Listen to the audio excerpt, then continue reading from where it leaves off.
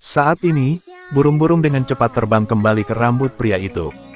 Dia menemukan bahwa hutan telah dirusak oleh kekuatan gelap, menyebabkan hewan dimusnahkan. Saat itu dia memungut landak yang sekarat itu. Tanpa ragu sedikit pun dia kembali ke rumahnya.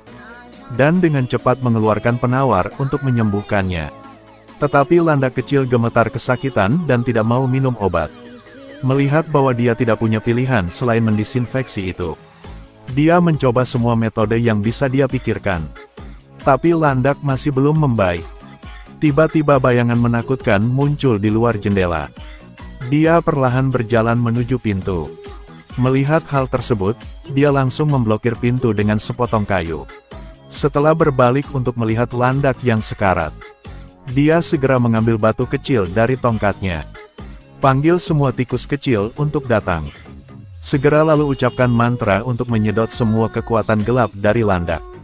Akhirnya hewan kecil ini hidup kembali tanpa bahaya apapun. Ini memberinya banyak ketenangan pikiran.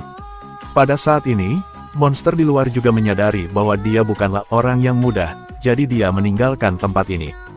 Ketika penyihir keluar, dia tahu itu hanya dua laba-laba raksasa. Namun makhluk gelap ini diperkirakan telah punah sejak lama. Bagaimana bisa muncul di hutan hijau ini? Pada saat ini, burung kecil itu berkicau kembali untuk memberitahu penyihir itu. Tapi laba-laba itu berasal dari kastil yang terbengkalai. Lalu dia menyuruhnya untuk memimpin jalan. Dan gunakan kereta kelinci dari kayu untuk mengejar. Mereka akhirnya mengetahui bahwa mereka telah mencapai benteng di bagian selatan hutan. Tempat ini aneh dan bobrok. Kekuatan gelap dan tidak dikenal masih ada. Meskipun penyihir tua itu berhati-hati, tapi dia tetap dengan sengaja mengganggu Andit yang sedang tidur.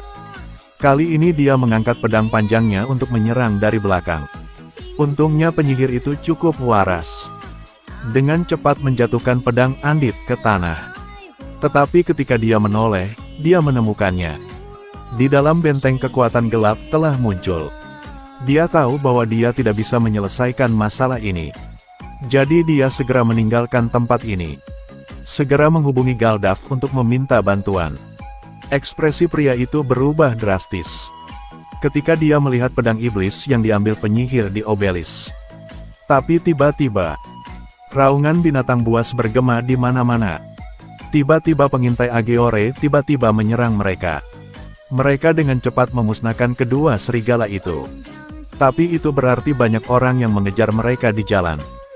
Dengan kecepatan mereka, sangat tidak mungkin untuk melarikan diri dari kejaran lawan. Aku akan mengalihkan perhatian mereka. Mereka adalah setan. Mereka akan mengejarnya dan mencabik-cabiknya. Aku punya kendaraan kelinci. Belum tahu siapa yang akan berlari lebih cepat. Lalu penyihir tua itu mengajukan diri. Dan aturan untuk menipu setan dengan kereta kelincinya. Pada titik ini, kedua belah pihak mulai saling mengejar dengan sangat sengit. Dan ini memberi kesempatan bagi Carly dan yang lainnya untuk melarikan diri. Hanya saja permainan ini sangat berbahaya. Berapa kali penyihir tua itu terlempar dari gerobak kayu. Untung, dengan keterampilan mengemudi yang hebat, dia memacu serigala lebih jauh lagi. Tapi tak lama kemudian lelaki tua itu mencium bau para kurcaci. Dia melompat ke atas batu dan memperhatikan dengan hati-hati. Takut keberadaannya akan terungkap pria yang berinisiatif menyerang. Pada saat ini, sebuah anak panah ditembakkan langsung ke arah serigala. Menyebabkannya dan iblis itu jatuh ke tanah. Tiba-tiba raungan binatang kesakitan memanggil para sahabat. Iblis mengira mereka telah menang. Segera berkumpul dan bergegas menuju para kurcaci. Pada saat yang genting, Galdaf melihat jejak sesuatu dan berlari ke arahnya. Ada jalan rahasia di balik batu. Dia segera memanggil semua orang untuk datang dengan cepat. Pada saat itu, semua orang melompat turun dan melarikan diri dari kejaran iblis untuk sementara. Lalu mereka meraba-raba ke lorong sempit. Mereka tiba-tiba menemukan bahwa ada surga di ujung gua. Dan ini adalah wilayah para elf. Menghadapi Raja Peri, para kurcaci masih tidak bisa melepaskan dendam lama. Jika tidak memiliki peta, masukkan gua. Mereka juga tidak bisa meninggalkan tempat ini. Meskipun tidak ingin menghadapi balapan munafik ini, namun mereka tetap enggan memakan daun hijau pada gabus tersebut. Pada titik ini dia mulai mengeluarkan peta.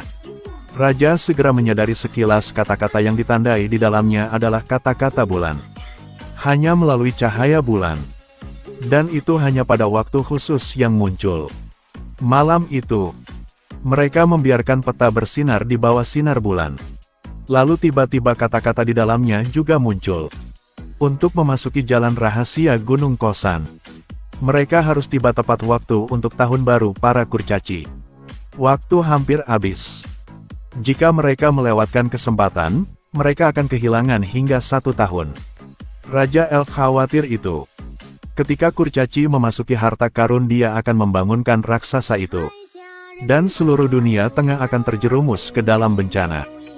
Dia menemukan bahwa dia tidak dapat meyakinkan Galdaf. Jadi dia hanya bisa membawamu menemui ratu. Yang lebih mengejutkan adalah Kariman, penyihir berjubah putih paling maju, juga diundang untuk membahas penanggulangan. Raja para elf terpaksa menghunus pedang yang ditemukan oleh penyihir itu. Hal ini berarti iblis mayat hidup memiliki kemampuan menyerang yang menakutkan. Jadi kita harus mengalahkannya sebelum dia bersekutu dengan naga. Kalau tidak, konsekuensinya tidak ada yang bisa menanggungnya. Tepat ketika semua orang berdebat, para kurcaci diam-diam telah meninggalkan kerajaan elf dan menemukan tanah airnya sendiri. Tetapi mereka tidak menyangka bahwa mereka tidak pergi sejauh itu.